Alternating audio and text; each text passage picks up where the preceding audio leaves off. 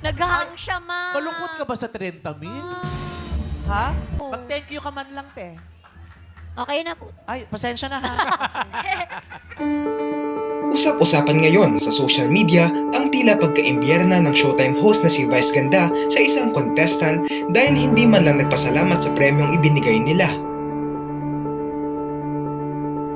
Nangyari ito sa segment ng nasabing noontime show na Laro Laro Pick, kung saan ang manlalaro nilang si Mutya ay nanalo ng perang umabot sa 30,000 pesos.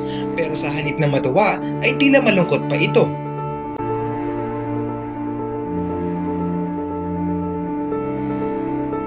Napansin ito ni Vice at tinanong kung malungkot daw ba ito sa natanggap na premyo.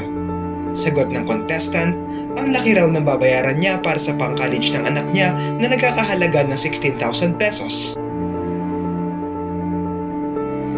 Tila hindi ikinatuwa ni Vice ang sagot ni Mutya at humirit na gusto raw ba nitong sila na ang bumuhay sa pamilya niya? Dagdag pa ni Vice, sana man lang ay magpasalamat ito sa perang natanggap. Pero tila na-deadma ito ng contestant at sinabing okay na po at hindi man lang nakuhang mag-thank you.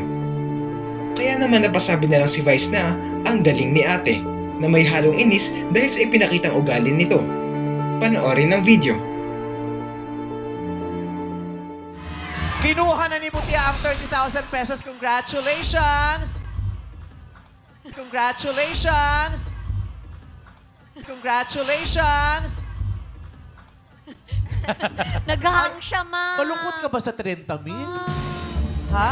Bakit? Lampas 3 buwan mo yan, ate, Oo na nga, sweldo. ate. Ha? Ano, no? Ang laki po kasi nung anak ko nung magka-college. Ano yan? Ano?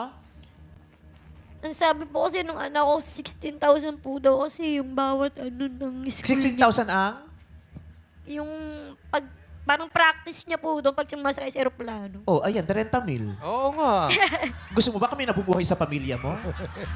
Gusto mo ba kami nabubuhay sa pamilya mo? Gusto mo ba kami nabubuhay sa pamilya mo? May sukli ka Ha? pang 40. Hindi ka pa ma-happy dyan? Oo. Ha?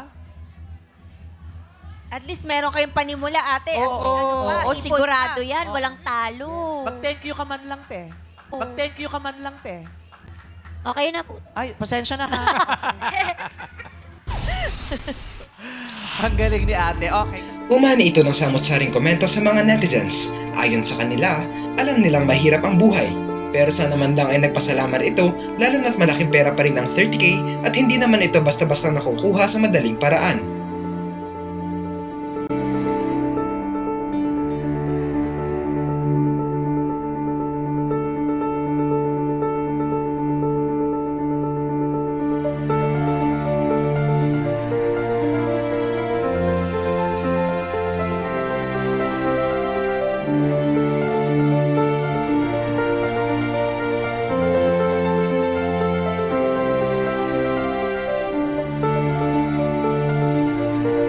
Ano ang masasabi nyo rito?